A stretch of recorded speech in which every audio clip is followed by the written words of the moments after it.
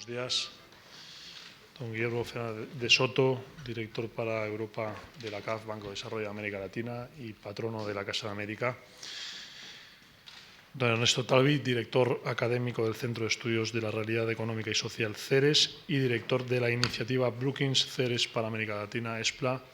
Buenos días y gracias por estar hoy aquí en la Casa de América. Señoras y señores, bienvenidos a esta institución que una vez más acoge un ciclo de cuestiones estratégicas de América Latina, una iniciativa de la CAF, Banco de Desarrollo de América Latina, y esta institución, la Casa de América. Hoy vamos a hablar de los desafíos macroeconómicos, sociales y políticos ante una compleja situación global.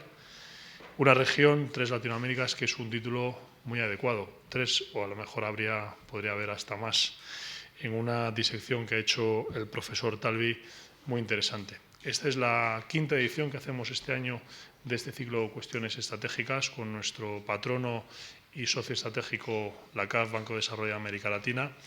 A lo largo de este año hemos tratado diversas cuestiones, desde la seguridad, la competitividad de las economías latinoamericanas, cuestiones tan importantes como el medio ambiente, el agua, la energía, en un continente que, si tiene muchas definiciones, una de ellas es la energía en todo el continente, no solo en Latinoamérica, sino, como estamos viendo, también en Estados Unidos y en Canadá en estos últimos años. Estamos muy satisfechos por esta colaboración, que estrecharemos más el año que viene, seguro que con iniciativas interesantes propuestas por las dos instituciones, y no me queda más que agradecer a la CAF su apoyo a la Casa de América, a ustedes por acompañarnos en estos días que no son fáciles cercanos a la Navidad, desearles una feliz Navidad, que el año 2015 sea mejor que este, y le cedo la palabra a don Guillermo Fernández Soto. Muchas gracias.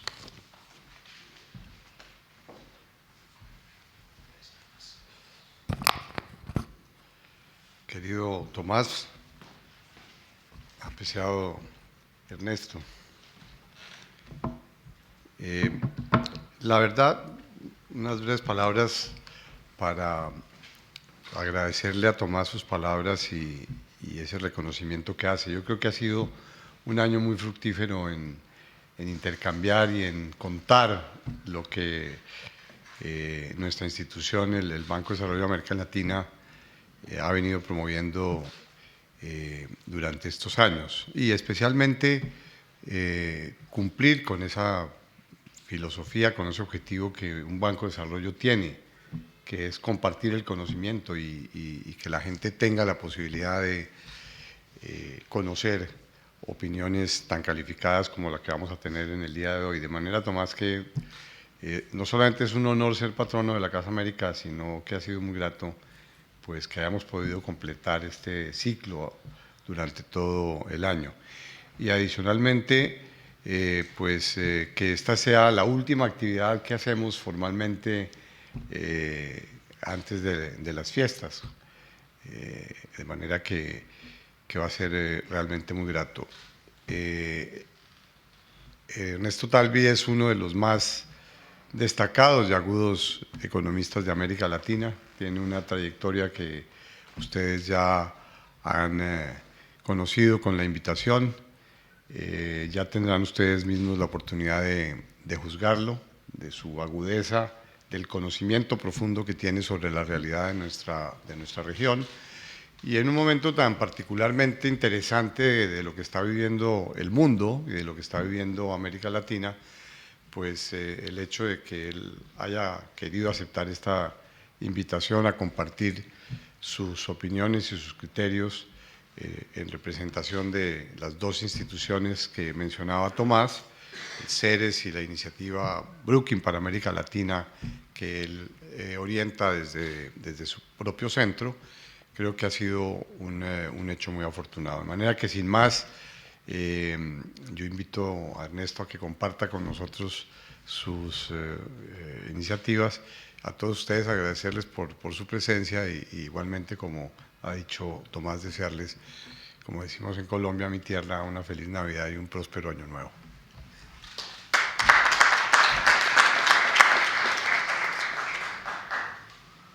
Muy bien. Bueno, un gusto enorme estar aquí. Agradezco muchísimo a Casa de América por por la hospitalidad y a la CAF, por supuesto, y a Guillermo y a Germán por la gentil invitación. Hace tiempo ya que venimos colaborando con la CAF y siempre ha sido una experiencia extraordinariamente fructífera. Y estar en Madrid para mí es muy especial porque es como mi casa, en un sentido muy profundo, porque mi mujer es madrileña, así que todos los años visitamos a mi familia aquí con mis hijos y mi esposa, así que esto es un poco como mi casa. Me alegra mucho también ver gente joven, así que se mantenga la llama encendida entre la juventud para mantener los lazos con América. Bueno, vamos a hablar un poquito de la región. La presentación la hemos organizado en cuatro puntos. Es decir, primero vamos a ver las fases por las que ha pasado la región, luego las perspectivas para los próximos años en un entorno global que ha cambiado significativamente respecto de lo que fue la tónica de los últimos 10 años, y en ese entorno y esas perspectivas, cuáles son los principales desafíos que se le plantean a la región, para terminar con una reflexión final. Como digo, va a ser una presentación que va a estar cargada de realismo, pero con un mensaje optimista respecto del futuro de nuestra región. Y decía futuro, y futuro es un ejercicio siempre complicado. Digamos, ya vieron el año 2014 todo lo que no estaba en el radar, que de golpe se nos apareció en escena. Digamos, el Estado Islámico, la anexión de Crimea por parte de Rusia, la caída ahora extraordinaria en el precio del petróleo, en España el surgimiento de una agrupación política que ni siquiera estaba en los planes hace pocos meses, en fin. El futuro siempre termina desmintiendo las mejores proyecciones, pero no se puede salir de viaje sin un mapa de ruta, aún sabiendo que una lluvia, una nevada, nos va a obligar a tener algún desvío. Conviene siempre, cuando uno mira con perspectiva de planificación estratégica, cuáles van a ser los desafíos que se le plantean a los gobiernos, en fin, hacerse una composición del lugar de cuál es el viaje que nos espera. Arranquemos entonces por el primer punto. Y si vemos, esta es la tasa de crecimiento de la región en su conjunto, de la producción, y vemos que hay dos etapas muy definidas. Una que va del 2004 al 2011, donde la región crece a un ritmo, si excluimos el único año en que hubo una contracción, que fue posterior a la crisis de Lehman, creció a un ritmo de 6% anual, más del doble de su promedio histórico. Y una segunda etapa, que es la etapa que va del 2012 al 2014, que es una etapa de un enfriamiento, digamos, continuo, hasta llegar al año 2014, en donde las proyecciones de crecimiento ya bajaron debajo del 1%, es decir, que en los últimos días, desde que hice este gráfico, las proyecciones ya se ajustaron a la baja. Entonces, lo que es bien interesante es que estos ciclos, digamos, de expansión formidable que tuvo la región y de contracción, se pueden rastrear a la evolución de 4 variables externas muy importantes. El crecimiento de las economías avanzadas, el crecimiento en China, el precio de las materias primas que América Latina produce y exporta, y las condiciones en que América Latina, y en particular, y los países emergentes, acceden a el financiamiento internacional, tanto para obtener recursos financieros como para obtener capital. Esa línea que ven ahí, la línea sólida, es la tasa de crecimiento interanual de la producción, o del producto, del PIB, como le llaman aquí, y la tasa y la línea punteada es lo que el modelo, basado en estas 4 variables nada más, hubiera pronosticado respecto del crecimiento. Y como ven, el ajuste es muy preciso. O sea que realmente, en base solo a estas 4 variables externas, la capacidad de pronosticar las fluctuaciones económicas en América Latina es muy importante. Y de hecho, si miramos el último periodo, eso es el periodo previo al boom 2004-2011 y el boom 2004-2011. Si vemos el último periodo, esto es lo que el modelo hubiera pronosticado, dada la evolución de las variables externas, que ahora vamos a ver con un poco de detalle, y esto es lo que efectivamente pasó. O sea que el enfriamiento que tuvo América Latina, de alguna manera, si uno mira la evolución de las variables externas relevantes para explicar el ciclo económico de la región, era anticipable, era previsible. Si uno hubiera sabido que las variables externas iban a evolucionar como a la postre evolucionaron. Entonces, si miramos un poquito en detalle el periodo de boom, lo que llamamos nosotros la era dorada para América Latina. Fíjense la combinación de factores que se dio. En primer lugar, que la economía global creció a una tasa muy superior a la del periodo inmediatamente anterior, fundamentalmente impulsada por crecimientos supersónicos en la China. Los precios de las materias primas que América Latina produce y exporta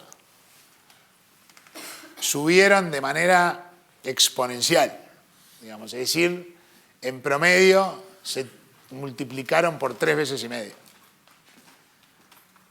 Y los costos a los que América Latina accede al financiamiento y al capital internacional bajaron de manera continua durante todo este periodo, debido a la abundante liquidez que había en el mundo, y se tradujo todo ello en una alud de capitales que llegó a la región, especialmente a los países mejor manejados de la región, en donde vinieron para comprar tierra, propiedades, empresas, para instalar nuevos emprendimientos productivos, en fin. Todo lo cual creó un boom en el precio de los activos. Ustedes no imaginan lo que ha subido el precio de la tierra en América Latina en este mismo periodo, lo que ha subido el precio del metro cuadrado de construcción, lo que han subido los costos unitarios de producción medidos en dólares, en fin. Un boom de activos enorme, un boom de crédito enorme, un boom de demanda interna, consumo, inversión, que acompañó a este boom de activos y a un boom de crédito, y por ende, como decíamos, tasas de crecimiento muy elevadas para los patrones históricos de la región, todo lo cual le facilitó al Estado obtener recursos abundantes con los cuales se pudo hacer políticas de redistribución activas a través de fundamentalmente los programas de transferencias condicionadas, que fueron que se generalizaron en la región durante este periodo. Y la combinación de ambos elementos, alto crecimiento y políticas redistributivas, sacar de la pobreza en una década alrededor de 90 millones de personas en un continente de 600, y que pasaron a integrar la clase media emergente, todavía frágil, pero clase media al fin. Esto es, digamos, la época que llamamos dorada. Luego viene el periodo que sigue a la época dorada, que nosotros bautizamos con el periodo Cenicienta, porque es un poco el momento en que el hechizo se disipa. Es decir, la economía china empieza a enfriarse y el crecimiento global a instancias de la desaceleración china se empieza a atenuar, los precios de las materias primas dejan de subir y, como veremos ahora, más recientemente empiezan a bajar de manera precipitosa, y los costos de acceso al financiamiento y al capital, que venían bajando continuamente a partir del anuncio del Banco Central de los Estados Unidos, la Reserva Federal, de que iban a comenzar a retirarse los estímulos monetarios, detiene un proceso de descenso continuo de los costos financieros y de capital que empiezan a subir marginalmente. O sea que todo lo que de alguna manera estaba empujando fuertemente a la región a un crecimiento extraordinariamente elevado, digamos, se termina de manera más o menos repentina hacia finales del 2011. Y eso es lo que acompañó, digamos, ese enfriamiento, ese cambio en las condiciones externas, vino acompañado de una fuerte desaceleración en el crecimiento económico de los países mejor manejados de la región, y en países como la Argentina y Venezuela, digamos, ese cambio en el panorama externo generó serias complicaciones en materia fiscal, en materia de inflación, en materia de salidas de capital, pérdida de reservas, en fin, y atrasos en los pagos con acreedores externos. O sea que el cambio en las condiciones externas produjo una diversidad de condiciones en la región, pero que fueron del enfriamiento, digamos, a la recesión y a las complicaciones de tipo fiscal y financiero, digamos, según el país que estemos mirando. Entonces, esto es donde estamos. Entonces la pregunta es hacia dónde nos dirigimos, y si el contexto global tiene un poder explicativo tan importante para las fluctuaciones económicas de la región, entonces lo mejor para poder hacerse una idea de hacia dónde va la región, y por supuesto todo esto está influido también por las políticas domésticas, pero el punto que queremos resaltar acá es el entorno en que esas políticas domésticas van a tener que diseñarse y formularse, digamos. Entonces, veamos los perspectivas para estas variables externas que son, digamos, un motor muy importante de la evolución económica de la región. Y empecemos por Estados Unidos. Fíjense, si ustedes miran Estados Unidos así nomás, sin profundizar, lo que se ve es que después de la crisis de Lehman tuvo una recuperación que ya lleva, digamos, un periodo muy prolongado de tiempo en el que la economía viene creciendo a un promedio de entre 2,5 y 3%, con una caída de la tasa de desempleo persistente y muy significativa. Sin embargo, si uno mira con un poco más de detalle y mira la evolución de la actividad económica en Estados Unidos relativo a las tendencias precrisis, entonces vemos que, a pesar de la recuperación sostenida, todavía la economía está casi un 8% abajo de lo que hubiera, del lugar en el que hubiera estado si las tendencias precrisis, digamos, se hubieran mantenido inalteradas. En otras palabras, si la crisis financiera no hubiera ocurrido. Es interesante porque la recuperación promedialmente para las recesiones de la posguerra a los niveles de tendencia precrisis se producía en un lapso de tiempo de 6 trimestres. Llevamos 19 trimestres y todavía estamos un 8% abajo de lo que hubiera sido la tendencia precrisis, lo que hace de esta recuperación la más débil de la que se tenga noticia en la posguerra. Y el desempleo muestra lo mismo. Si uno mira las recesiones típicas de la posguerra, el desempleo luego de 10, 12 trimestres ya estaba en los niveles precrisis y a pesar de haber bajado significativamente todavía está hoy por encima de los niveles precrisis.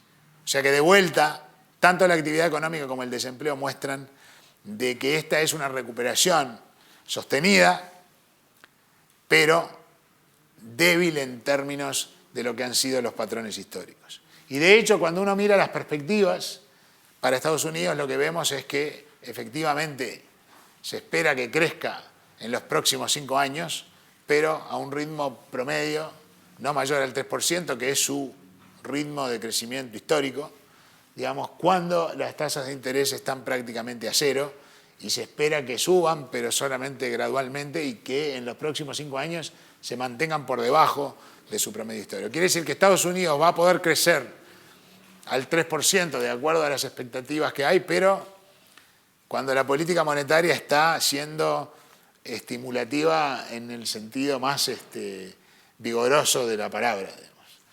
En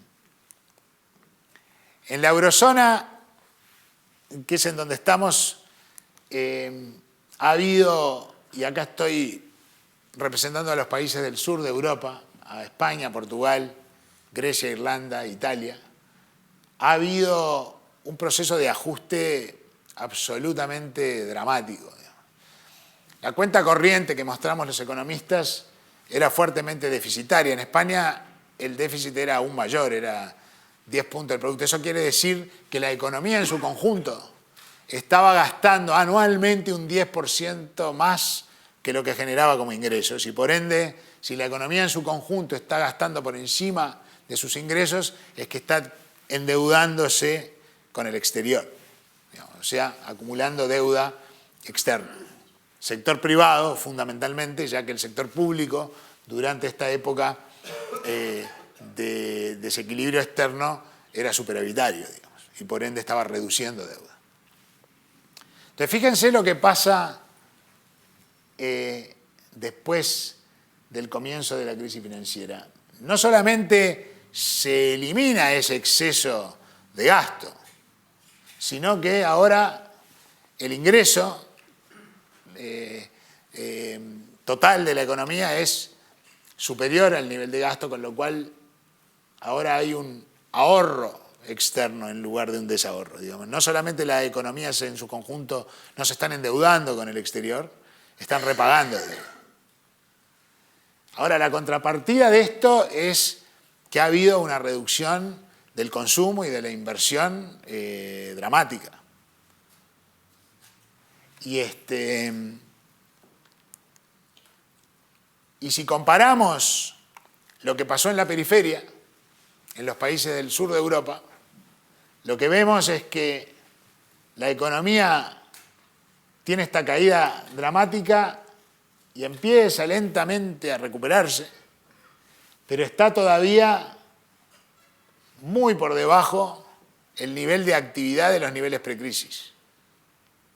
Si miramos a Alemania, entonces vemos que efectivamente tuvo la caída cuando la tuvo todo el mundo, pero se recupera con rapidez y hoy tiene niveles de actividad que están por encima de los niveles precrisis.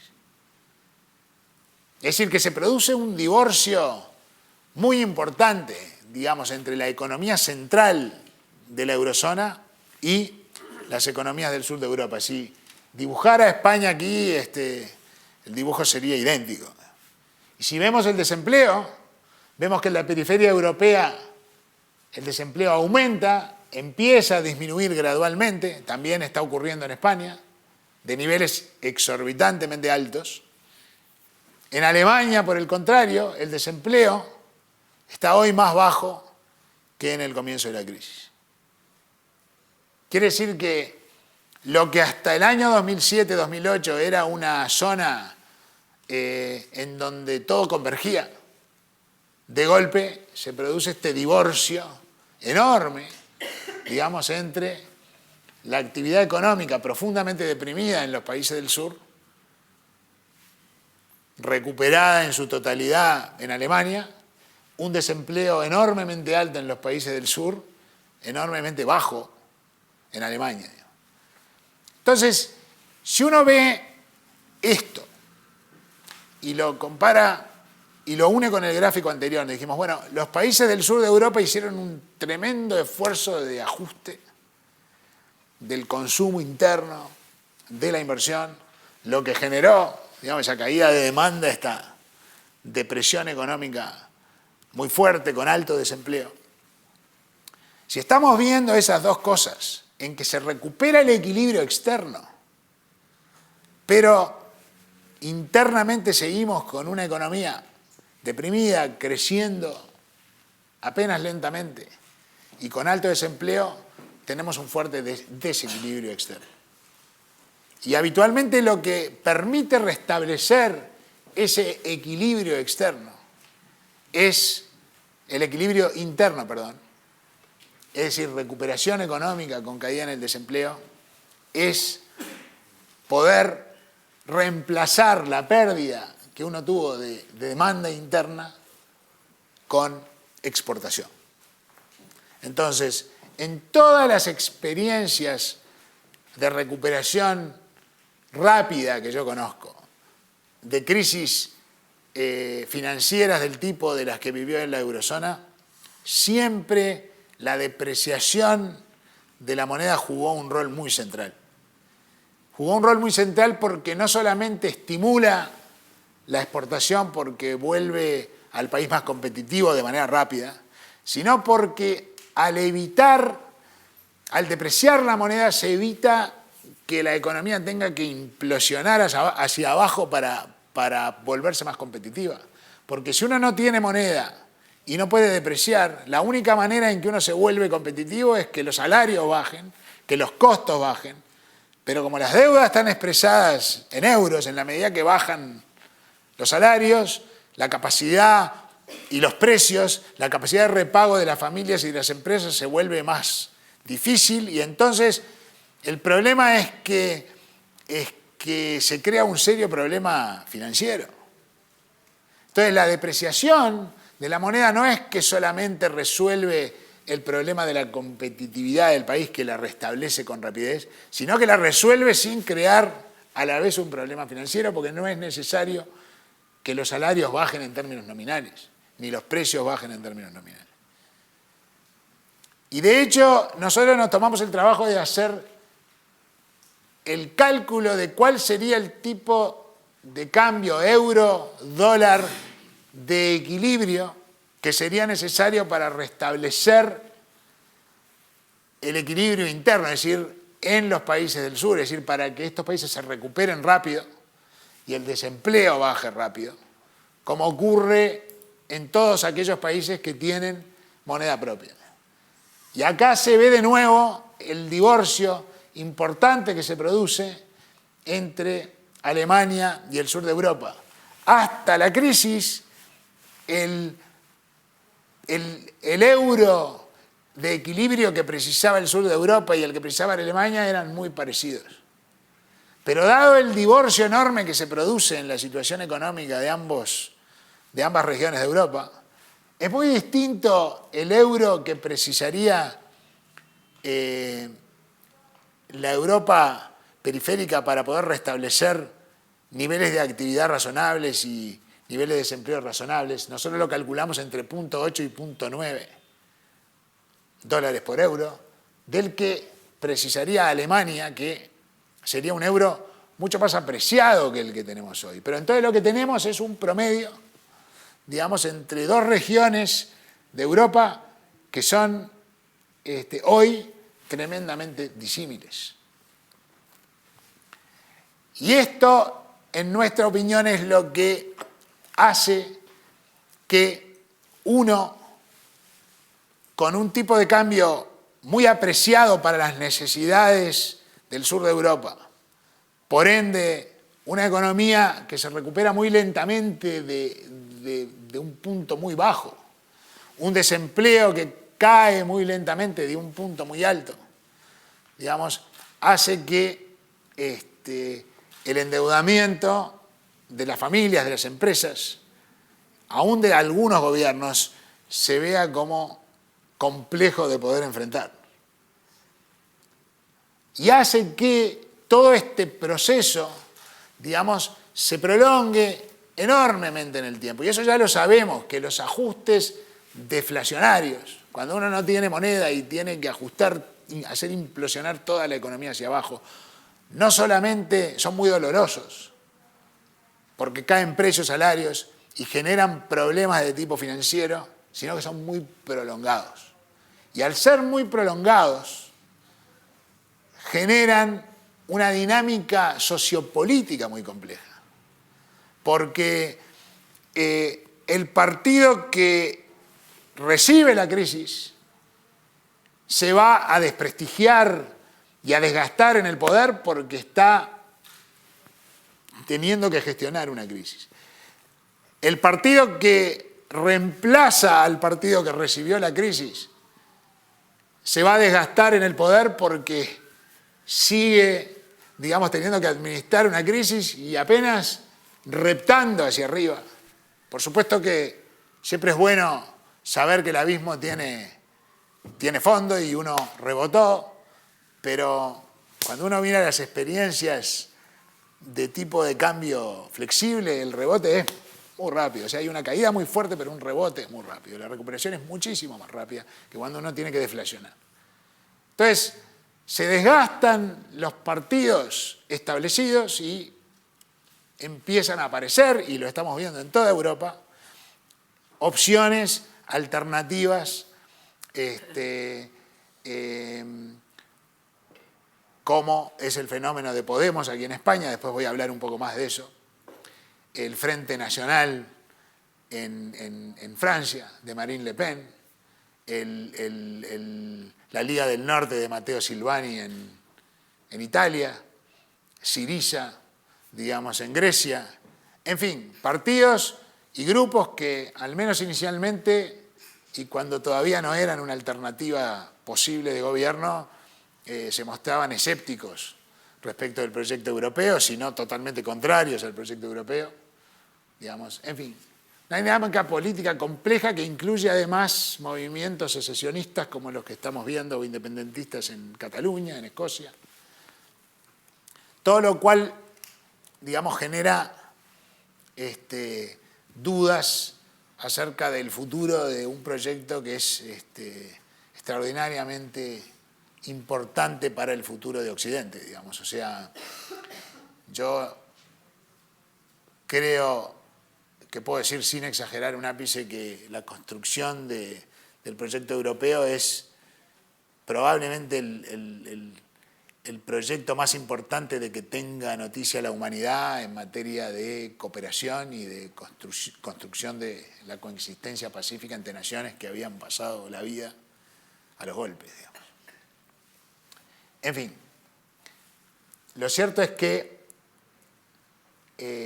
estamos en una incipiente recuperación en la mayoría de los países, pero todavía, digamos, las previsiones hacia futuro es que la eurozona va a crecer muy por debajo de su promedio histórico y va a estar todavía sometida a presiones deflacionarias fuertes. Si miramos Japón, la otra gran potencia, digamos. Japón se rompió la burbuja inmobiliaria a principios de los 90 y los precios de las propiedades bajaron un 50 o un 60%. Por supuesto que eso afectó la calidad de la cartera de los bancos, pero eso, desde que ocurrió esto, es una crisis financiera solapada que nunca tuvo una expresión visible. Los bancos nunca tuvieron una corrida porque el gobierno japonés tiene espaldas suficientes como para eventualmente proteger a los depositantes. Los bancos no se depuraron sus balances, no cerraron sus puertas, pero esto es el crédito, simplemente dejaron de prestar, dejaron de cumplir su rol. O sea que por eso se le llaman bancos zombies. en el sentido de que no quiebran, no están sujetos a corridas, pero tampoco prestan. Y como resultado, la tasa de crecimiento que venía 4% por año en Japón se desacelera muy fuertemente y tenemos un proceso de desinflación que se convierte en deflación, caída de precios, digamos, por un periodo muy prolongado de tiempo, hasta que eligen al nuevo primer ministro que acaba de ser reelecto, Abe, y con él viene el Abenomics, y bueno, y tuvo éxito en lograr sacar a Japón de la deflación, pero lamentablemente eso no se tradujo, por lo menos no se ha traducido todavía en un empuje al crecimiento, y las perspectivas de crecimiento de Japón para los próximos años son también bastante mediocres. Y si vemos a China, la otra gran potencia, es decir, para completar el panorama externo que va a enfrentar América Latina y por supuesto el resto del mundo, pero nos estamos concentrando aquí en América Latina, China creció previo a la crisis financiera en base a un modelo exportador. Cuando el mundo avanzado entra en crisis y ya no se puede exportar dinámicamente hacia esos lugares para tratar de mantener tasas de crecimiento, que no fue posible mantenerlas en el periodo anterior, entonces lo que hay es un aumento muy importante de la inversión. Y la inversión en China quiere decir dos cosas. Una, inversión inmobiliaria. Se construyó el doble de lo que se ha podido vender, con lo cual básicamente hay muchos edificios de apartamentos desocupados, ciudades fantasmas, digamos, en donde no vive nadie. La mayor parte de la inversión pública fue ejecutada por los gobiernos locales, provinciales, y mucha de ella tiene muy poca rentabilidad social. Yo les contaba la anécdota de un colega mío de Brookings, que es un chinólogo, porque realmente es un gran experto en China. Fue a visitar China hace unos meses, estuvo recorriendo las provincias con funcionarios y vio un puente sobre tierra seca y preguntó qué era eso. Y los funcionarios del gobierno chino le contestaron, es que el río lo vamos a hacer después.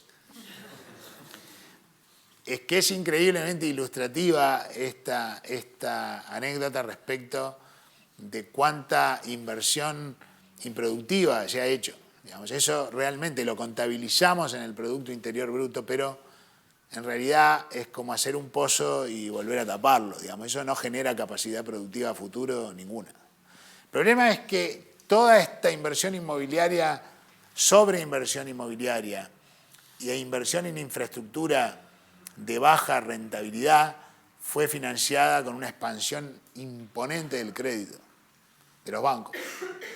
Un crédito que va a ser incobrable. Y el gobierno chino tiene claro de que si sigue por ese camino de aumentar el crédito para financiar inversiones de baja calidad, entonces va a comprometer finalmente la salud del sistema financiero y ya han tenido que rebobinar con respecto a esa política. Entonces, en la medida que el mundo desarrollado no va a estar recuperándose de tasas muy dinámicas y por ende esos mercados de exportación no se van a poder recuperar de manera rápida y por ende retomar el modelo exportador de crecimiento le va a ser difícil. Y en la medida que para no comprometer la salud del sistema financiero ya no se le va a poder seguir dando al fuelle del crédito para estimular la inversión, entonces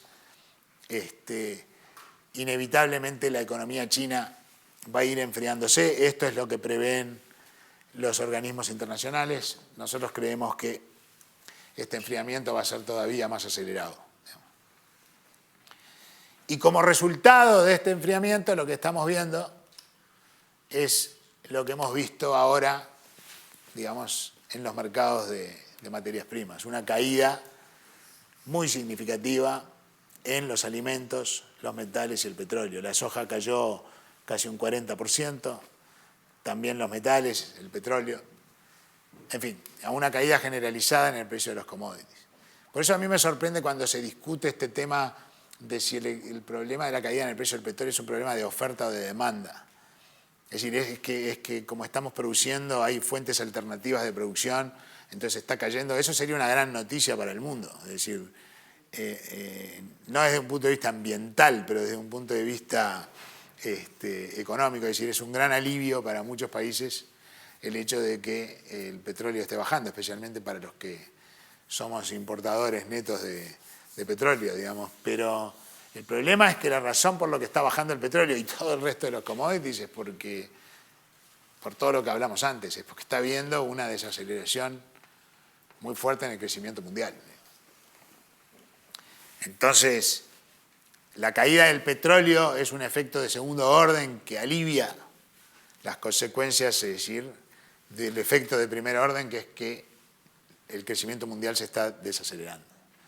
Y bueno, este es el entorno externo que América Latina va a tener que enfrentar en el futuro previsible, un crecimiento subestándar de la economía mundial, porque todos los grandes motores de la economía están apagados, con excepción de Estados Unidos, pero Estados Unidos creciendo a su tasa normal, digamos, y con precios de materias primas que ya no solo no han dejado de crecer, sino que han empezado a caer de manera significativa, y eso, digamos, está... y tasas de interés que se prevé que gradualmente vayan recuperando sus niveles normales. Entonces, si miramos las proyecciones para el próximo quinquenio, las tasas de crecimiento van a ser, digamos, en la medida que estos pronósticos se cumplan, menores al 3%, digamos, que es más o menos cercano a lo que ha sido el crecimiento histórico de América Latina, un crecimiento que es bajo, digamos, para las necesidades de incorporar gente al mercado de trabajo y dado los problemas sociales que tiene la región. Entonces, esta es la realidad con la que vamos a tener que coexistir, digamos, con un mundo que ya no nos va a estar empujando, que por el contrario, digamos, nos va a poner en una velocidad de crucero muchísimo más baja que a la que nos habíamos acostumbrado, y con perspectivas hacia adelante que son bastante menos exuberantes que las que teníamos hace apenas unos años atrás. Y esta combinación de enfriamiento económico que estamos viendo en la región y menores perspectivas está generando, digamos, ya un descontento social muy importante, digamos, que se está expresando en primer lugar por convocatoria a protestas sociales masivas a través de las redes sociales que vemos explotar en un país y en otro, aquí y allá, y se está viendo también por el dramático cambio que hay en la aprobación de la gestión de los presidentes que terminaron su gestión durante el boom versus los que están terminando su gestión en el periodo de enfriamiento. Michelle Bachelet terminó con un 83% de aprobación, su primer mandato. Piñera terminó con 50%, Lula terminó con 75% de aprobación, Dilma, que ganó, terminó su mandato con un 35% de aprobación, Uribe terminó con un 70%, Santos, que ganó, terminó con 45%, Cristina Fernández de Kirchner en su primera presidencia terminó con un 64% de aprobación. Hoy su nivel de aprobación es del orden del 30%. Y si miramos a Michelle Bachelet, 8 meses después de haber sido electa presidenta y haber iniciado su mandato con un 70% de aprobación, hoy está en el 38%. Quiere decir que el enfriamiento económico se está devorando la aprobación de la gestión incluso de los presidentes que en su momento terminaron, digamos, con enorme aprobación sus mandatos. En fin, entonces este panorama este paisaje, nuevo paisaje sociopolítico y económico, le plantea a América Latina desafíos muy importantes. Y van a ver que esto es, aunque parezca paradójico, la buena noticia. Que ahora se nos plantean desafíos que vamos a tener que resolver por cuenta propia. No porque los vientos favorables de afuera nos están ayudando, sino porque nosotros vamos a tener que hacer cosas. Y el primer gran desafío, y me gusta mencionarlo porque es fundamental, tiene que ver con la democracia representativa misma. Toda esta ola de protestas masivas convocadas por las redes, de una clase media emergente que teme perder las conquistas de la última década, son protestas en las que se ejerce, como dijo un filósofo francés, la soberanía del rechazo. Pero no son, en principio, ni movimientos reformistas ni movimientos revolucionarios que sean una alternativa de gobierno, digamos. Son más bien, digamos, un rechazo a lo establecido sin que constituyan una alternativa. Ahora, es interesante en ese sentido encuadrar el fenómeno de Podemos y después yo les digo mis reflexiones sobre esto, pero después podemos discutirlo porque si bien se inicia como un movimiento social de rechazo, digamos, se termina constituyendo como un partido político, lo cual obliga a que tenga que crear una estructura, crear una organización, plantearle a la ciudadanía un programa, y sobre todo, al constituirse como partido político, hay un reconocimiento implícito de que hay ciertas reglas de juego a las cuales está dispuesto el grupo a adherir, digamos, más allá de que las propuestas que tengan después serán mejores, peores, más viables, más inviables. Yo contaba que la experiencia uruguaya, que es un país muy maduro institucionalmente, es que las terceras opciones solo se volvieron alternativa de poder cuando las propuestas encajaron dentro, es decir, ofrecieron una alternativa de cambio, pero no una alternativa de cambio que de alguna manera pudiera ser vista como algo que iba a crear o incertidumbre o desasosiego o que nos iba a llevar por un sendero desconocido. En otras palabras, solo se volvieron alternativa de cambio cuando finalmente, digamos, pudieron constituir una propuesta razonable y muy ubicada en el centro del espectro político. En fin, veremos cómo evoluciona todo este proceso. Digamos, ya se ve, digamos, cómo se está rebobinando del discurso anterior para volverse presentable, digamos, ante el votante medio. Así que nada, es un fenómeno muy interesante que me parece que hay que seguir con atención y que hay muchas lecciones para aprender de otras experiencias en que se han dado estos fenómenos, exactamente en procesos muy similares, digamos, donde hubo crisis, donde hubo un desgaste de los partidos establecidos y tradicionales y emergen terceras opciones, pero que solo acceden al poder cuando, en otras palabras, casi que se vuelven un partido tradicional más y terminan absorbiéndole una parte del electorado a alguno de los otros partidos, digamos. Y eso es lo que se ha producido cuando han emergido terceras opciones en democracias muy institucionalizadas, muy maduras, que obviamente es el caso de España. La estabilidad macroeconómica es el segundo desafío, mantener bajo control la inflación, finanzas públicas en orden, niveles de endeudamiento prudentes, acceso al financiamiento y al crédito internacional. Eso va a ser un desafío muy importante en momentos en que las demandas sociales van a ser elevadas y los recursos financieros más escasos. Y diría que aquí hay una diferencia grande en la capacidad para enfrentar este desafío de la estabilidad macroeconómica entre los países de la región. Hay países que tienen fundamentos macroeconómicos muy sólidos, tanto en materia de fiscal como en materia inflacionaria, en materia de solidez de sus sistemas bancarios, en materia de liquidez internacional, que son México, Chile, Colombia y Perú.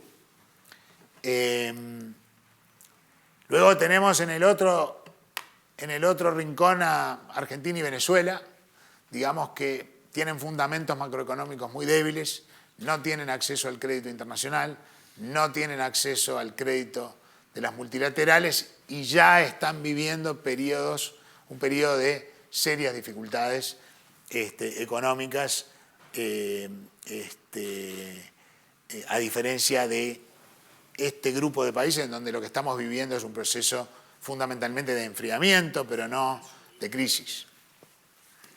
Y luego está el caso de Brasil. Brasil se le parece mucho a los países, digamos, que han tenido enfriamiento pero no crisis, en todas las dimensiones excepto la dimensión fiscal. En la dimensión fiscal, la caída en el crecimiento y la suba en la tasa de interés se está complicando a Brasil bastante seriamente y las proyecciones de endeudamiento hacia futuro implican un crecimiento muy acelerado. Y eso ha llevado a que las calificadoras de riesgo le bajaran a Brasil varias veces la nota, como se dice, y que quedara, digamos, un escalón arriba de lo que se llama el grado inversor. Y eso es muy importante porque si uno cae por debajo del grado inversor, hay ciertos inversores institucionales, como los fondos de pensiones, las compañías de seguros, que no pueden invertir en títulos que no tengan grado inversor. Entonces, si uno pierde esa categoría, estas instituciones se tienen que deshacer de estos títulos. Y eso implica una caída de precios y una suba muy significativa en los costos los costos financieros. Entonces, Brasil va a tener que tomar medidas más pronto que tarde para alinear su situación fiscal y evitar perder su categoría crediticia. Y de hecho, Dilma, recientemente reelecta, digamos, nombra como ministro de Economía a un graduado de la Universidad de Chicago. O sea, imaginar que el Partido de los Trabajadores iba a nombrar, digamos, a un Chicago Boy para el Ministerio de Economía, digamos, era impensable, digamos, pero fue el intento de dar una señal a los mercados en qué dirección iba a ir la política, y lo hizo a pesar de que las bases del partido resistieron fuertemente esa nominación. En fin, pero es una muestra clara de que el liderazgo político, al menos a nivel presidencial, tiene muy claro de que eso es un problema que Brasil tiene que enfrentar con decisión. Y es interesante cuando uno descompone, porque la región en su conjunto se espera que crezca al 2,8% promedio los próximos 5 años, pero cuando uno mira las perspectivas de acuerdo a los pronósticos que están haciendo los mercados, entonces es interesante que el grupo de países que tiene los fundamentos macroeconómicos más sólidos, la mayor liquidez internacional, facilidad de acceso al crédito y a las multilaterales, son los que tienen las mejores perspectivas. O sea que el orden de crecimiento se da muy en paralelo con la fortaleza de los fundamentos macroeconómicos de los distintos países. Esto lo voy a saltear para no prolongar demasiado. Este es el tercer gran desafío, que es el crecimiento, es decir, cómo revitalizar el crecimiento con inclusión social en un contexto en el que ya el sector externo no nos va a estar empujando. Y aquí es muy interesante ver lo siguiente. Fíjense, esto es el ingreso por habitante de América Latina relativo al de Estados Unidos. No sé si puse acá Estados Unidos o países avanzados. Los países avanzados es lo mismo, pero acá lo pusimos con respecto a Estados Unidos. Fíjense que hasta el año 2002 llevábamos 40 años de decadencia relativa. Pasamos de ser prácticamente 45%, 40 y pico por ciento del ingreso de Estados Unidos a ser el 25%. En la última década esta de crecimiento excepcional se empieza a revertir esa tendencia y empieza lo que se dio en llamar un proceso de convergencia hacia, digamos, los niveles de ingreso de Estados Unidos. Ahora, si miramos los motores del crecimiento, es decir, esto muestra que efectivamente el ingreso creció relativo al de Estados Unidos de manera muy significativa en esta década. Pero si miramos los motores del crecimiento, que habitualmente se asocian con un crecimiento dinámico, la integración comercial, especialmente a las cadenas de valor, la calidad de los servicios públicos, la infraestructura física y tecnológica, el capital humano, la calidad de la educación, la innovación, entonces vemos que ese proceso de convergencia no se dio. O sea, empezamos a converger en materia de ingresos, pero no en materia de los motores del crecimiento. De hecho, para el promedio de cada uno de estos motores prácticamente no cambió respecto de hace una década. Entonces, quiere decir que esto de alguna manera ratifica la hipótesis de que no fue porque se inició un proceso de convergencia sustantivo hacia los niveles de los países más desarrollados, de los motores del crecimiento, sino porque tuvimos un entorno externo inusualmente favorable, que empujó por un tiempo un crecimiento inusualmente alto.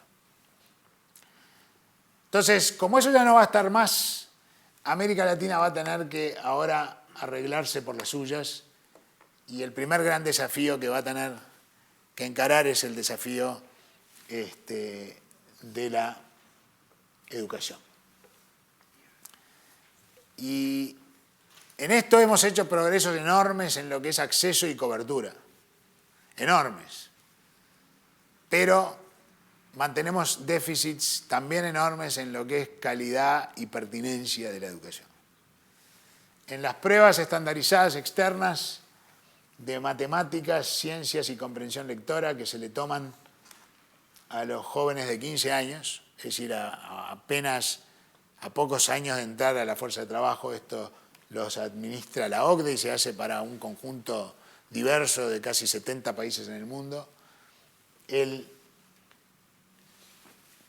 64% no reúne las destrezas mínimas en estas pruebas para insertarse productivamente en la vida laboral y en la sociedad del conocimiento. Si miramos los quintiles de ingreso más bajos, esas cifras llegan a niveles elevadísimos. Eso es lo que en América Latina llamamos el núcleo duro de la exclusión social, es decir, simplemente la gente no tiene destrezas suficientes para incorporarse a la economía formal. Entonces quedan condenados a la informalidad, donde los salarios son mucho más bajos, la protección social inexistente. Quedan condenados a depender de las transferencias del Estado, lo que abona, digamos, el terreno para las prácticas clientelistas. O, en muchos casos, quedan condenados a elegir el delito como una forma de vida, especialmente el más redituable, que es el tráfico y la distribución de drogas, digamos, para apropiarse de una prosperidad que le acrece a otros, pero que, dada la falta de destrezas, no me acrece a mí.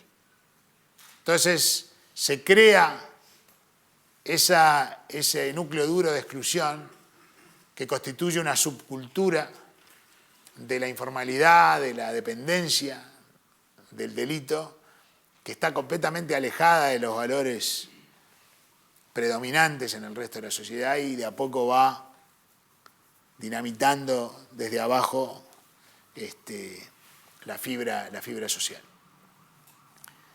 Entonces, este va a ser un tema absolutamente fundamental y yo creo que hay una conciencia como nunca antes de la importancia de hincarle el diente a este tema, que es un tema complejo y que tiene mucha oposición corporativa cada vez que se intenta hacer algo de fondo, pero claramente ya no estamos en el continente solamente para crecer, para distribuir. Necesitamos ahora educar para poder incluir a quienes han quedado en los márgenes de la economía formal, digamos, para luego poder crecer, digamos. Y eso creo que es un cambio de lógica muy, muy importante, porque siempre se veía el crecimiento y la distribución como fenómenos antagónicos. Cuando uno mira esto a través del lente del capital humano, de la educación, no hay ningún antagonismo. Se necesita incluir para poder crecer, es decir, se necesita distribuir mejor las oportunidades educativas para poder crecer. Entonces no hay ninguna contradicción entre distribuir y crecer. Se necesita lo uno para poder lograr lo otro. El otro gran desafío que se le presenta a la región es el de la inserción internacional.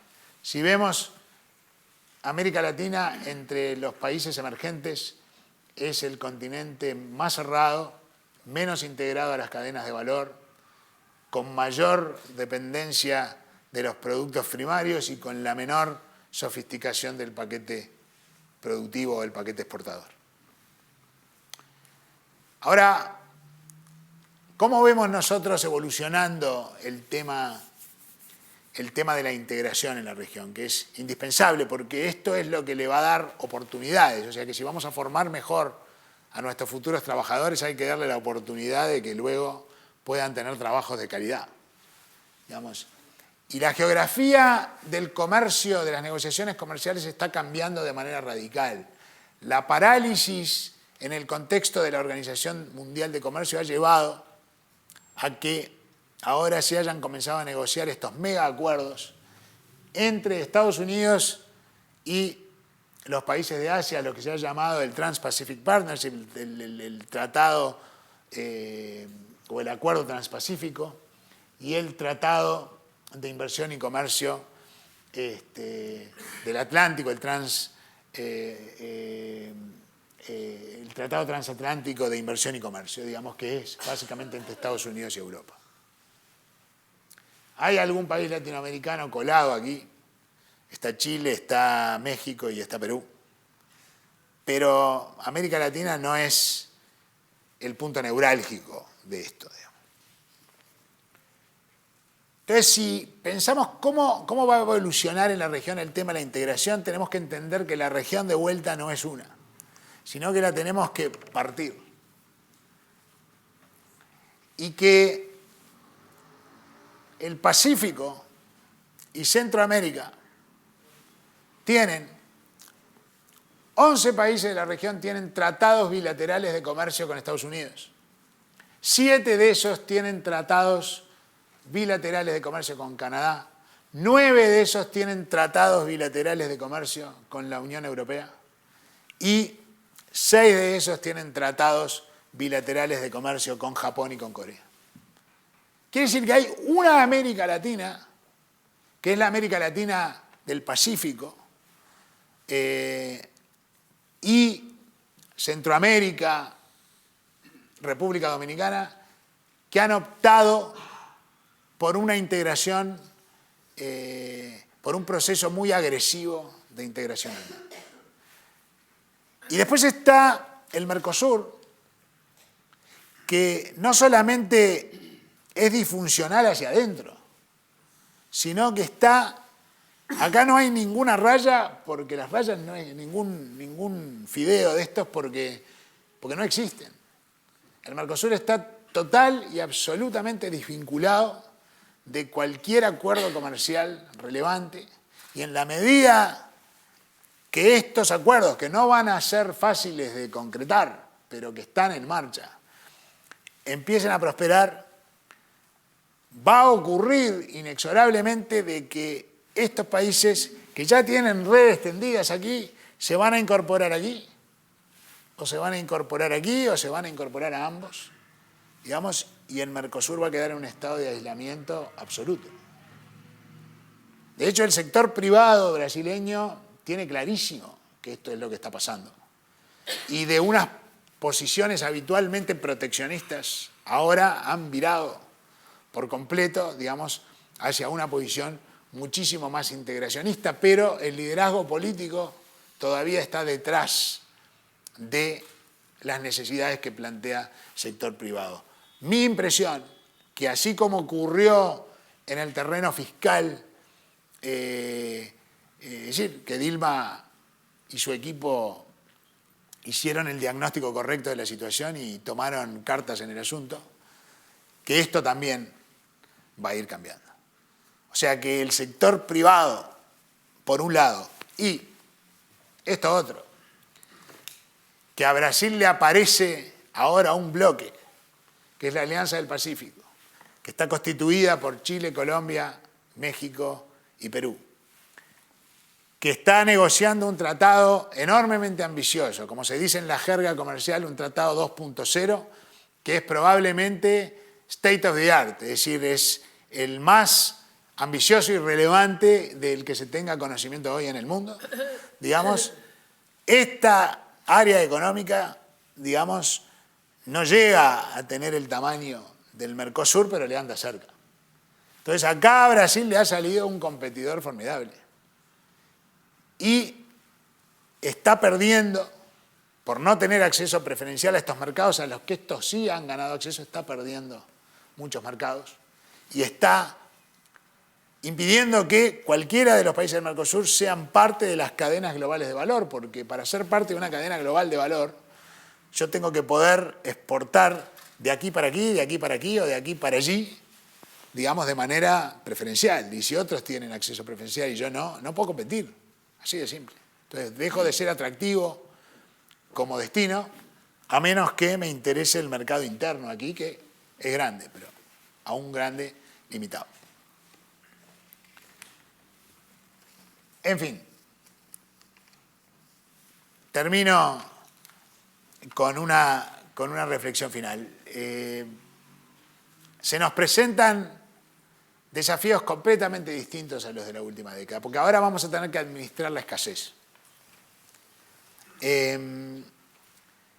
La educación va a estar planteada en muchos países de la reforma. Recuerden lo que les digo, se va a intentar en muchos países. México empezó. Le pararon 4 meses el país solo porque se introdujeron evaluación a los profesores. Digamos, son reformas muy complejas. La integración no depende de la decisión individual de los países, es una construcción colectiva y por ende compleja. Lo que es menos complejo, no porque no lo sea técnicamente, sí lo es, pero tiene menos resistencias políticas, es todo lo que es inversión en infraestructura física, vial, portuaria, ferroviaria y energética. Entonces yo creo que los gobiernos van a arrancar por ahí, van a tratar de dinamizar el crecimiento apostando a darle un impulso a la inversión en infraestructura ampliamente definida. Entonces, cuando pienso en América Latina en los próximos 35 años, me gusta irme 35 años para atrás. Y si hace 35 años hubiéramos estado aquí haciendo esta presentación y uno hubiera dicho, miren, un continente que estaba plagado de dictaduras militares, ahora va a ser un continente que con sus imperfecciones, digamos, elige a sus líderes a través de procesos electorales, en general libres, competitivos y sin fraude. Es decir,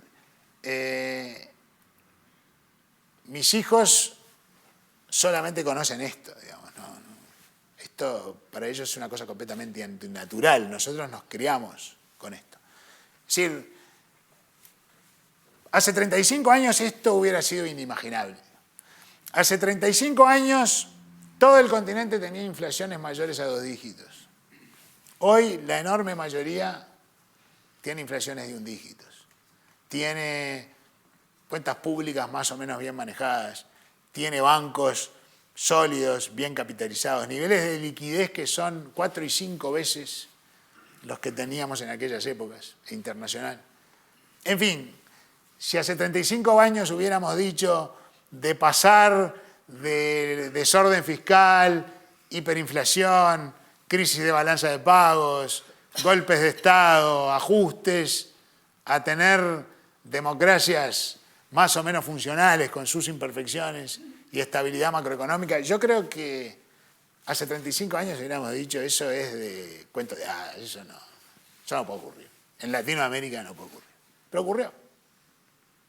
Ocurrió. O sea que si miramos con perspectiva histórica, la región estuvo en algunas dimensiones a la altura de los desafíos que se le planteaban en aquella época. Pero eran desafíos tan primarios que pensar en el desarrollo ya era algo, digamos, del siglo XXI.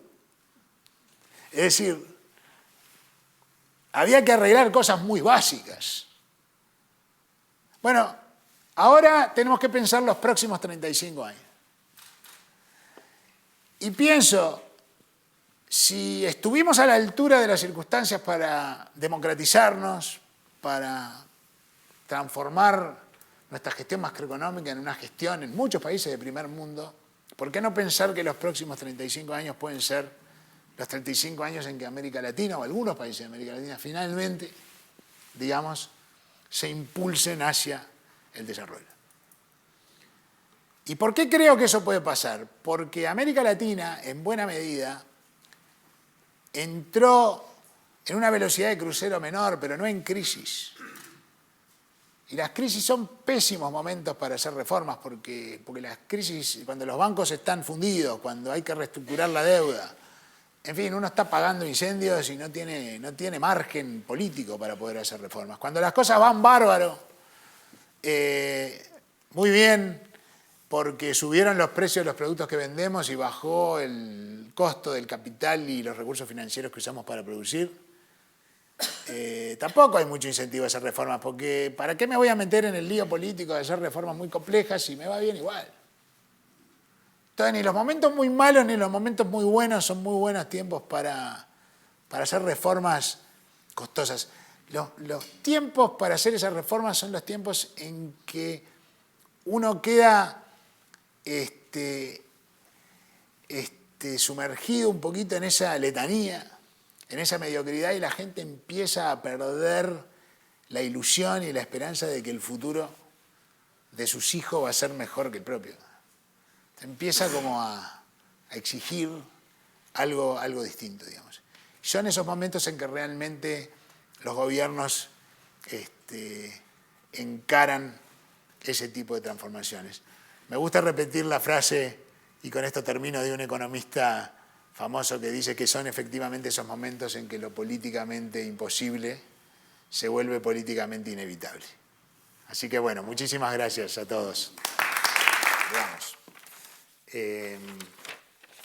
Sí, eso, el G7, digamos, Tomás, pesa mucho en América Latina. Digo, o sea, si bien China en el margen ha sido obviamente el mercado de mayor crecimiento y en algunos países, como Brasil, se ha transformado en el principal cliente, comprador de commodities, ¿no?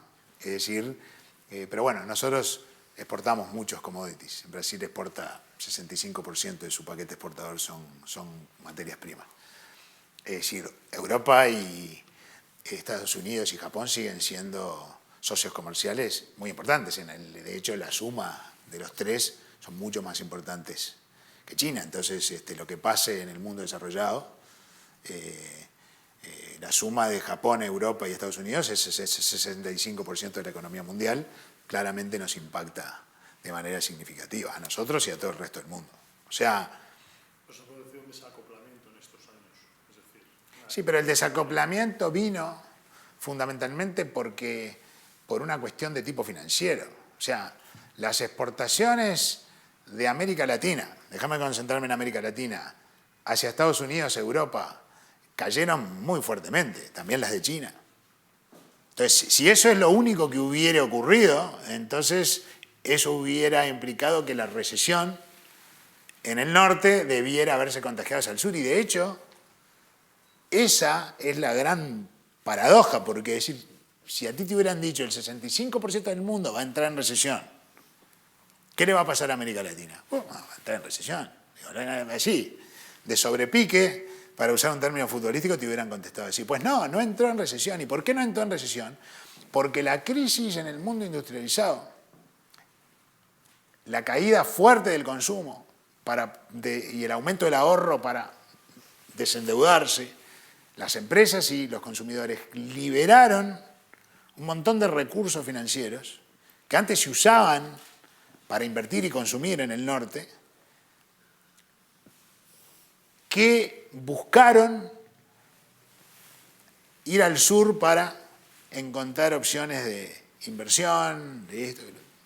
Entonces, si bien por un lado tuvimos una retracción de las exportaciones, por otro lado recibimos una luz de flujos financieros que tuvieron un efecto tremendamente pasivo. Y si piensas que esa luz de flujos financieros también fue al Asia,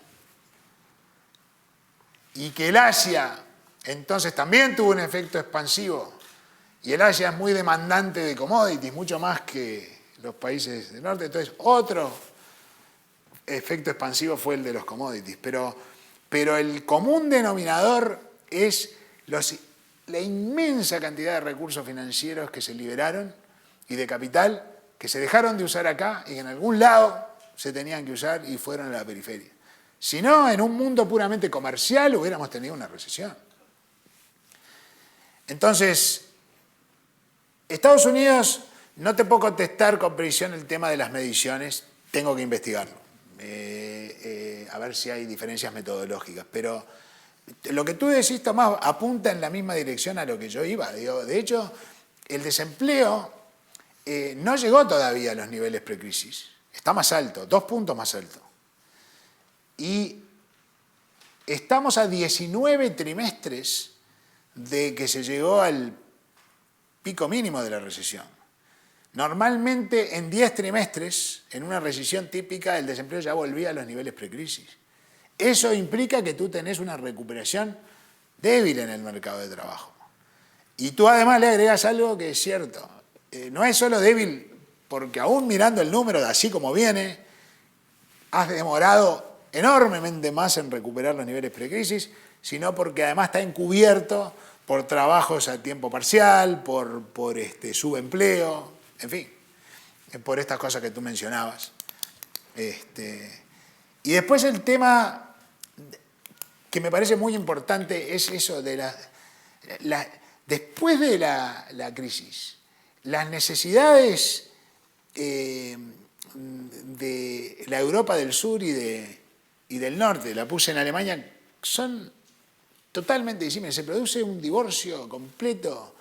Es decir, unos países que estaban gastando mucho más que su ingreso y que tienen que hacer un ajuste brutal y que de consumo y de inversión doméstica y que por ende necesitan crecer por la vía de la exportación. Y Alemania, que era un país que no solo no gastaba arriba de su ingreso, gastaba mucho menos que su ingreso. Es un país que exportaba capital hacia afuera. Entonces, te encuentras que tenés una política monetaria común, digamos, para dos regiones que precisan una prescripción médica completamente distinta. Entonces tú tenés a uno con neumonía y al otro en plena forma física y resulta que dice, mira, le tienes que administrar la misma medicina a ambos. Esa es la limitación que yo te pongo. Al que tiene la neumonía y al que está en plena forma física. Entonces, ¿qué digo? Bueno, a ver, ¿qué hago? En fin, tengo que promediar entre ambos. Entonces, el que está en buena forma física, que lo veo por ahí correr, y bueno, le voy a dar unas aspirinas por las dudas de que le venga para mejorarle la circulación cardíaca, pero la aspirina no le cura la neumonía a la periferia. Punto. Entonces tú tenés una política monetaria para atender dos problemas distintos y que te metas ahí en el promedio no te sacas del problema. Porque Alemania la deja subvaluada y por ende con un potencial exportador extraordinario y a nosotros nos deja sobrevaluados e imposibilitados de poder recuperarnos con mucha más energía. Y cuando digo podemos es porque, claro, yo me siento parte de la cultura mediterránea, en fin, por razones bastante obvias. Entonces, este fue un error histórico, porque el proyecto más hermoso que ha construido la humanidad, digamos, le metimos una moneda común. Yo recuerdo Michael Musa, que lamentablemente falleció, un gran profesor de economía internacional, decía, esto no puede funcionar. Esto fue en 1989. Y recuerdo lo que dijo. Le digo, ¿por qué, profesor, no puede funcionar? Porque no conozco ninguna experiencia histórica en que haya habido una moneda común que anteceda a un proyecto político.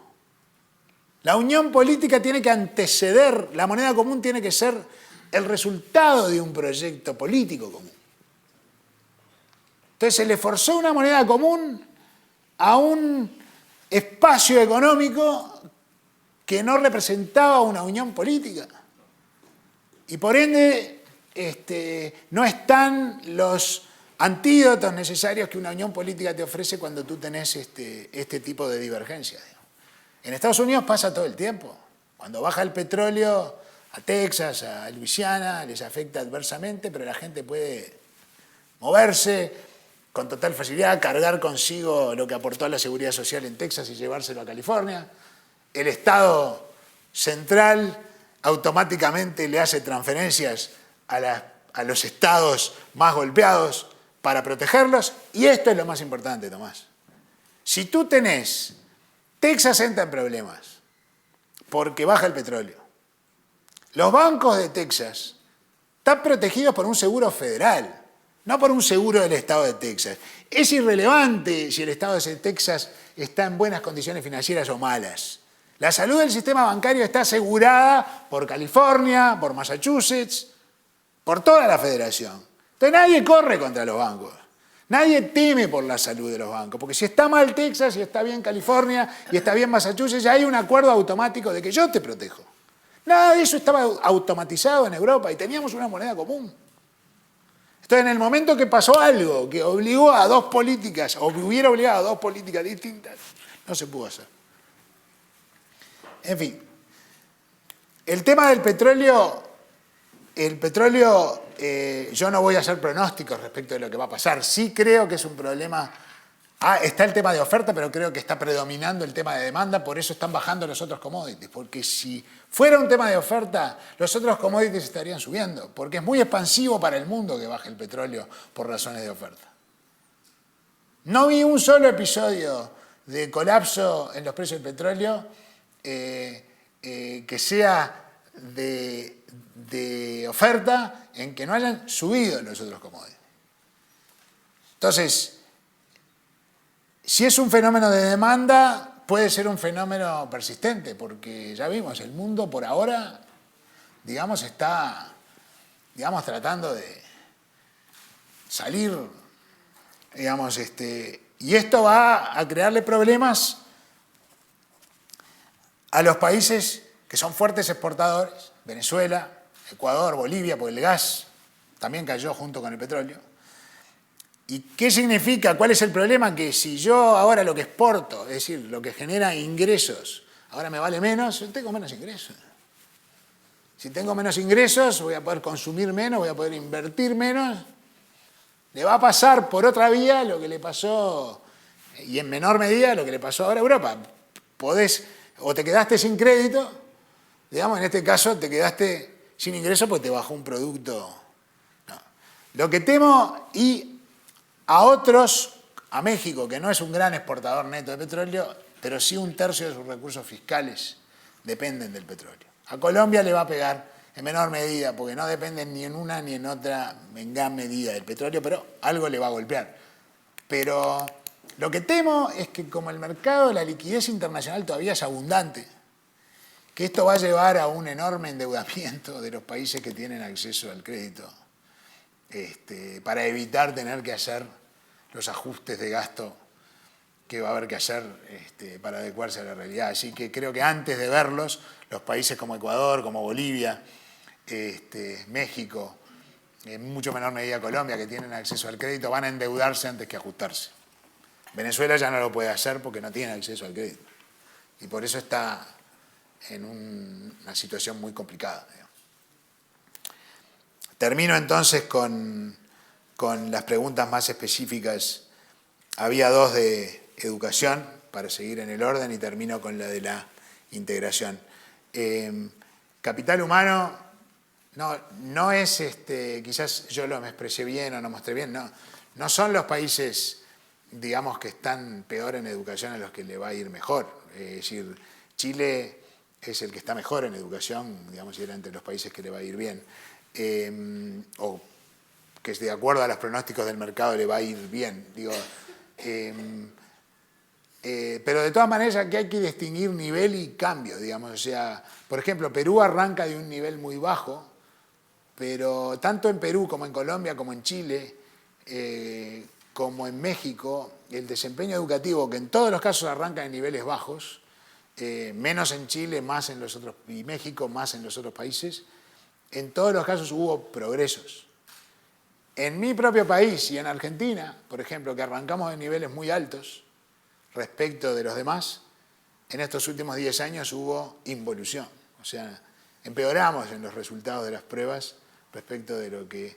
Entonces, importa el nivel, pero cuando estamos hablando de convergencia hacia otro punto, importa más la evolución que el nivel en donde uno está.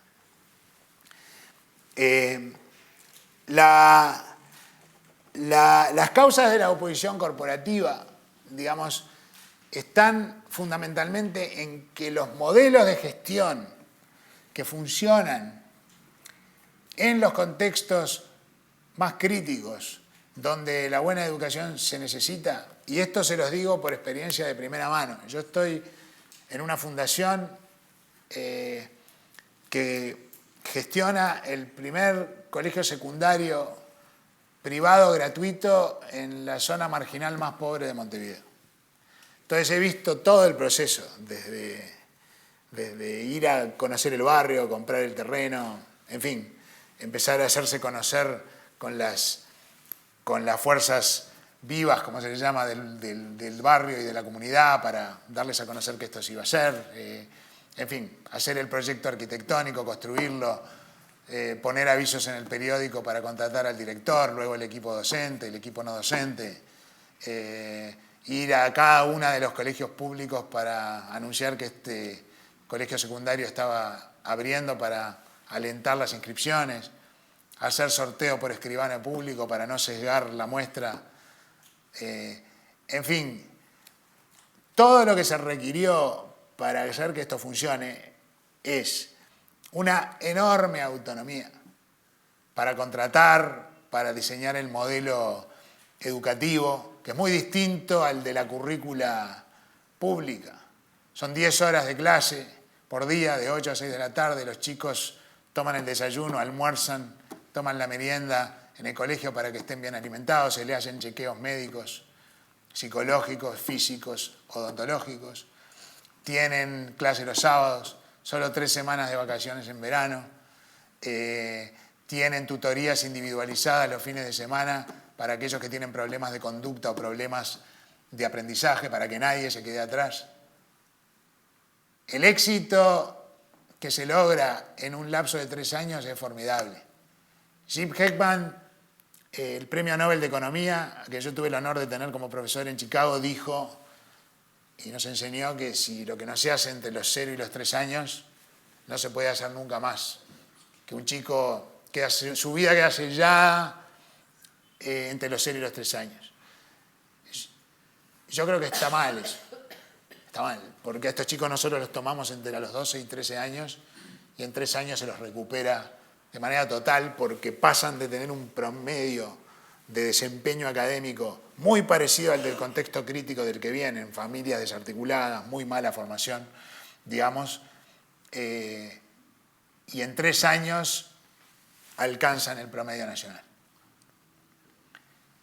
Cuesta mucho recuperarlo porque es un modelo de gestión altamente intensivo en recursos, pero mi contestación es en modelos de gestión centralizada, donde tú tenés un sindicato que gestiona todo, donde tenés una corporación burocrática que gestiona la educación, nada de esta autonomía, nada puede funcionar con autonomía.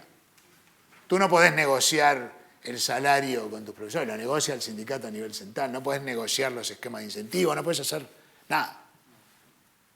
Entonces, esto es lo que habría que hacer, porque esto ya se probó que funciona en muchas partes.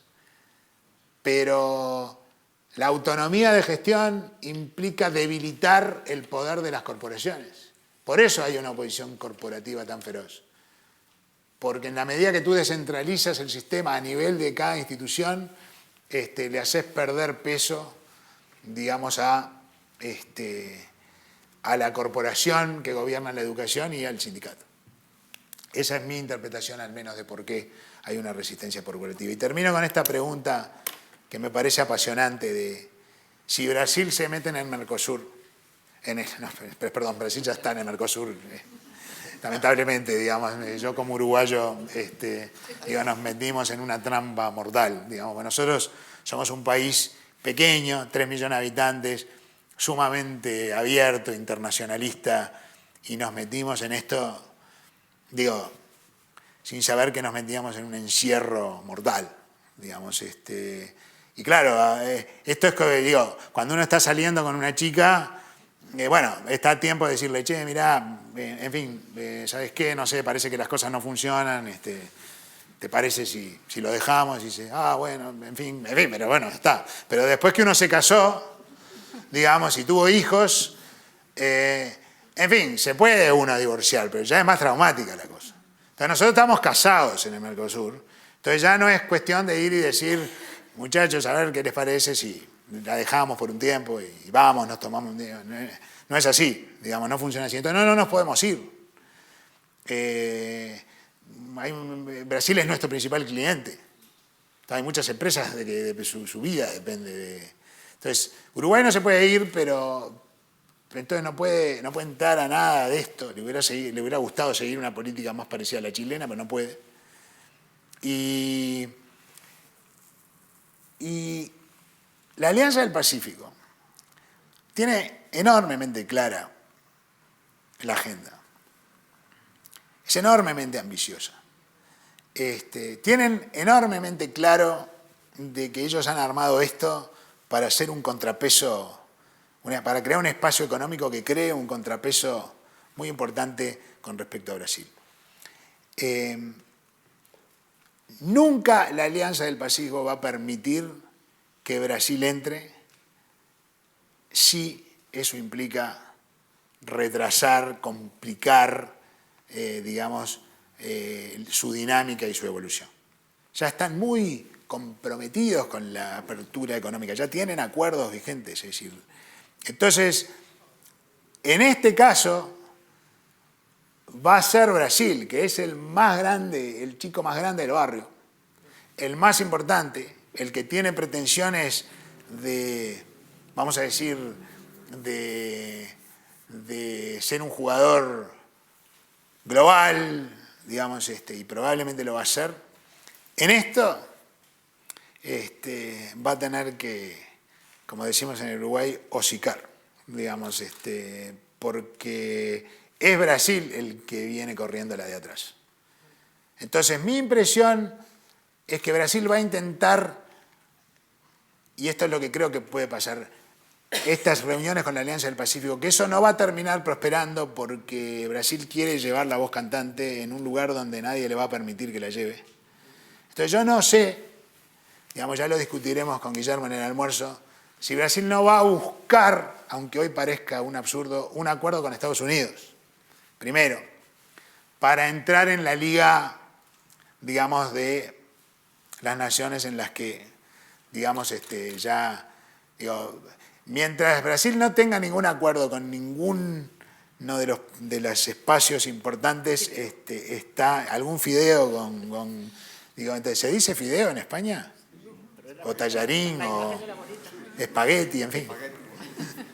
Nosotros le decimos fideos. De chico le decían nuestras mamás fideos. Adria era la marca local. Fideos al huevo le decían. En fin, me puse bien español y empiezo a hablar de gastronomía en vez de economía. Bueno, así que, nada, la Alianza del Pacífico sigue para adelante dando el ejemplo de cómo debe ir el mundo, que acá ya no somos más islas. Nos tenemos que entender. Termino con esto. Los proyectos comerciales de integración, especialmente en esta época en que una vez que uno se integra, las empresas deciden fragmentar su producción. Entonces, de golpe el iPad, que uno dice, ah, qué bonito. Ese iPad se produce en 6 países distintos. Es decir, partes de ese iPad vienen de 6 países distintos y cruzan las partes, la frontera, 5 o 6 veces entre estos países antes de que lleguen a China para que les le pongan la tapa. Nada más así. Entonces parece una exportación de China a los Estados Unidos, pero en realidad China le agregó muy poco valor, le puso las 2 tapas, nada más todas las partes vinieron de otro lado. Cuando mi producción, cuando un accidente nuclear en Japón dejó sin iPads a la Quinta Avenida de New York, y a mí me pasó, porque estaba en Colombia enseñando, me fui a comprar mi iPad y me dijeron, mire, se venden 80 al día, tiene que venir a las 2 de la mañana a hacer cola y ahí puede agarrar una. Dije, no me importa, digo, compraré más tarde, digamos, ese madrugón, digo, no. Cuando eso ocurre, en fin, lo que ocurre es que es muy difícil pelearse o entrar en conflicto con alguien que es parte de mi proceso de producción. Entonces, cuando uno logra unirse y fragmentar como resultado el proceso productivo, entonces eso es un gran incentivo a mantenerse en buenas relaciones, porque finalmente mi vecino es parte de mi cadena productiva. Entonces, si me peleo con él, me estoy perjudicando yo también. Entonces, como digo, estos acuerdos comerciales, sin proponérselo, trascienden su objetivo económico inmediato y se transforman en un proyecto de paz, en un proyecto de coexistencia pacífica de las naciones. Muy bien.